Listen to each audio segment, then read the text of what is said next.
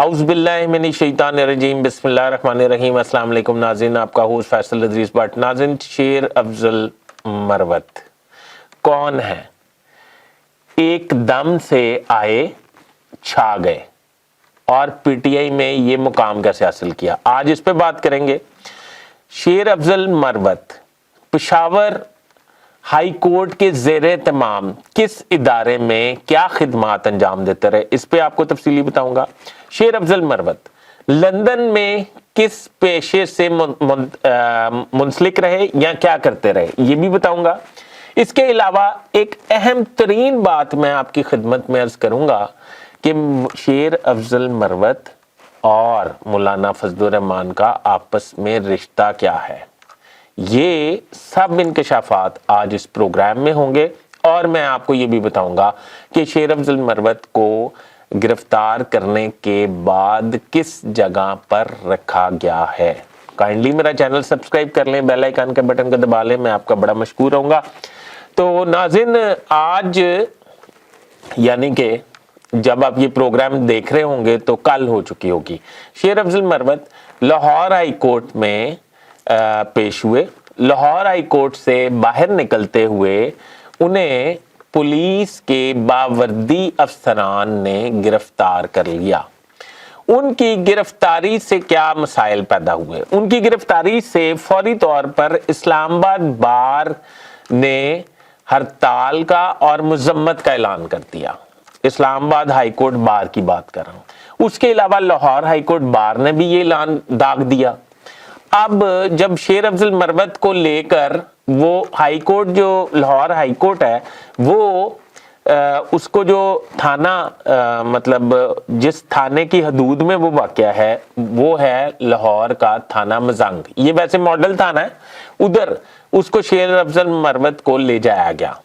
उनकी एक बड़ी कंपाइल सी और बड़ी सिक्योर सी बिल्डिंग है थाना मजांग की। पहले तो वो पुरानी बिल्डिंग थी, जब पाकिस्तान मेरा ख्याल बना था उस वक्त से शायद बनी हुई थी।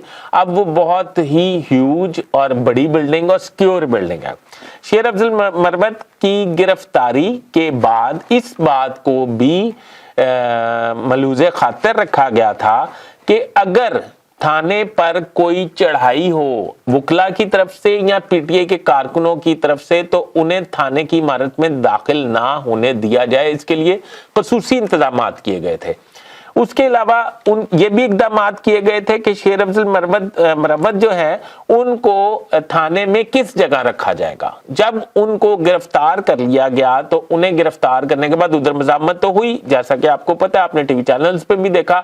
जब उन्हें गिरफ्तार कर लिया गया तो उन्हें फौरी तौर पर थाना मजांग की इमारत में मुंतकिल कर दिया गया। क्या थाना मजांग की इमारत में अभी तक वो हैं? नहीं। इसका जवाब है नहीं। शेर अफजल मरवत को थाना मजांग से उसकी बैरूनी यानी कि फ्रंट साइड से उसको एंटर किया गया और उसको थाने में अंदर ले जाकर जब अंदर ले गए तो उनके मुंह पे गुलाफ पहनाया गया, उनका कोट चेंज किया गया, उनकी टाई चेंज की गई, उन्हें जैकेट पहनाई गई। ये बड़ी अहम बात है।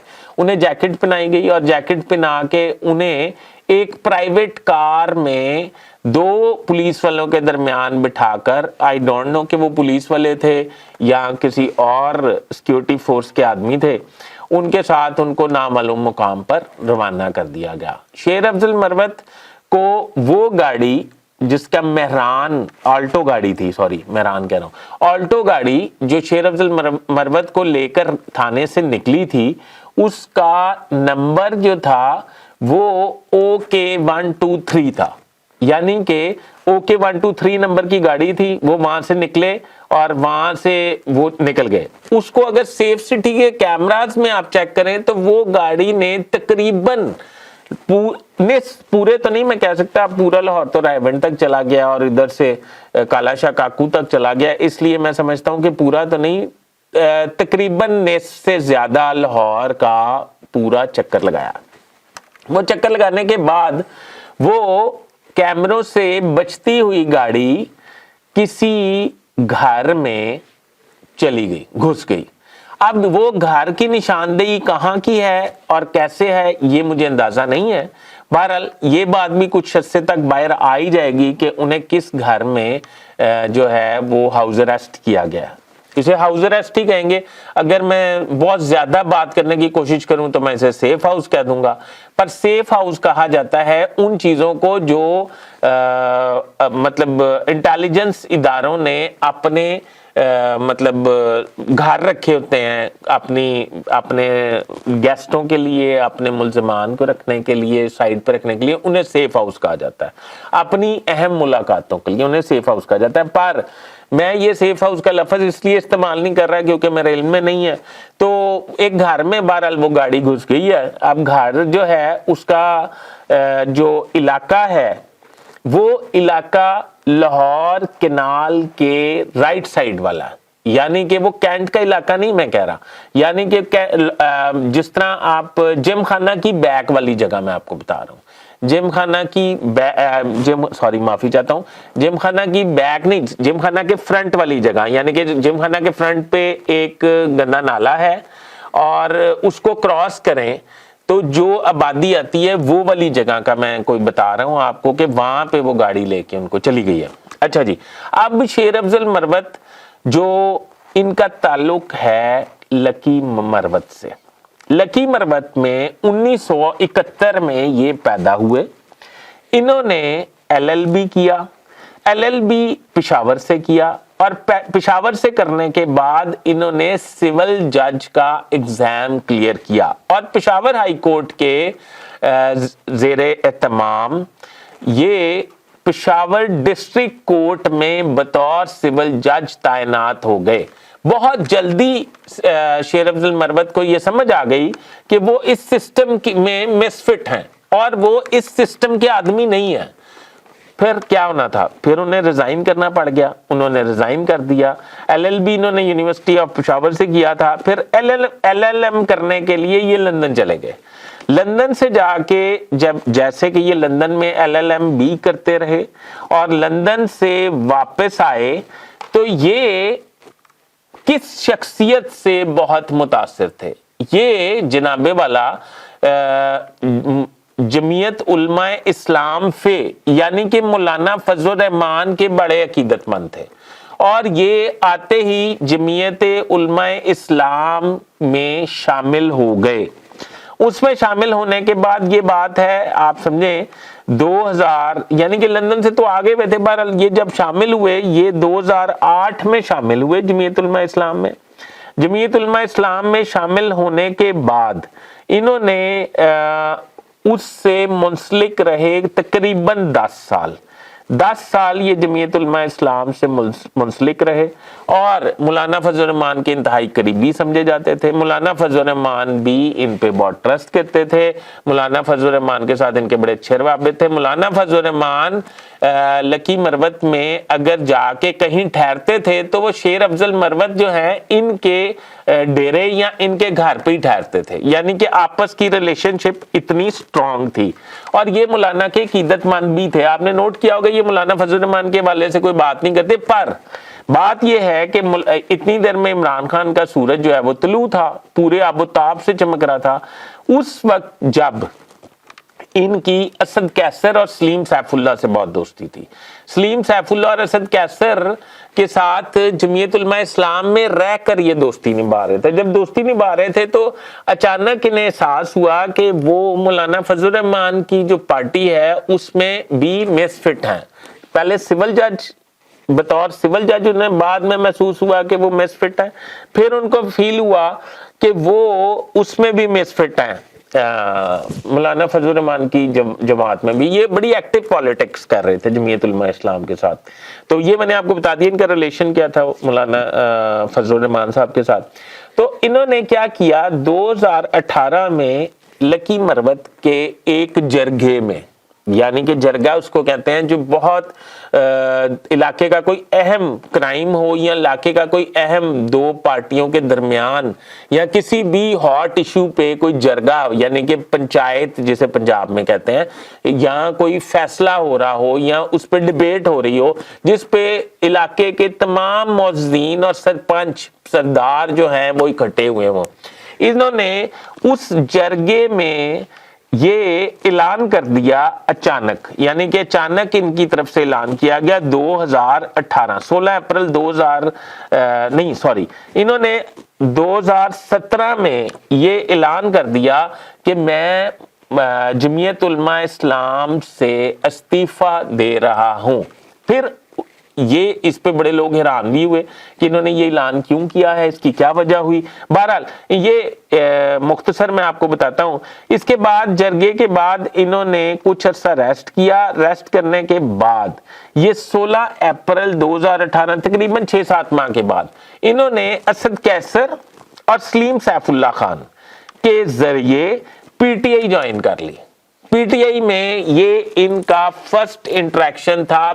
اس سے پہلے یہ پی ٹی آئی کے انٹائرلی ڈفرنٹ جماعت میں ایکٹیو پالیٹکس کر رہے تھے. اب ہم دیکھتے ہیں کہ شیر افضل مروت جو ہیں, ان کا نام شیر افضل مروت کیوں ہے.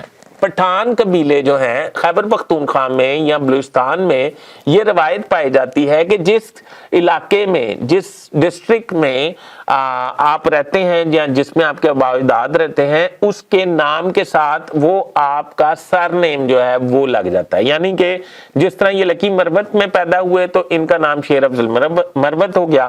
اب شیر افضل مروت کا انتخابی حلقے پہ بات کرتے ہیں. ان کا انتخابی حلقہ ہے NA36 قومی اسمبلی کا حلقہ ہے جس میں سے یہ الیکشن لڑنے کا ارادہ رکھتے تھے.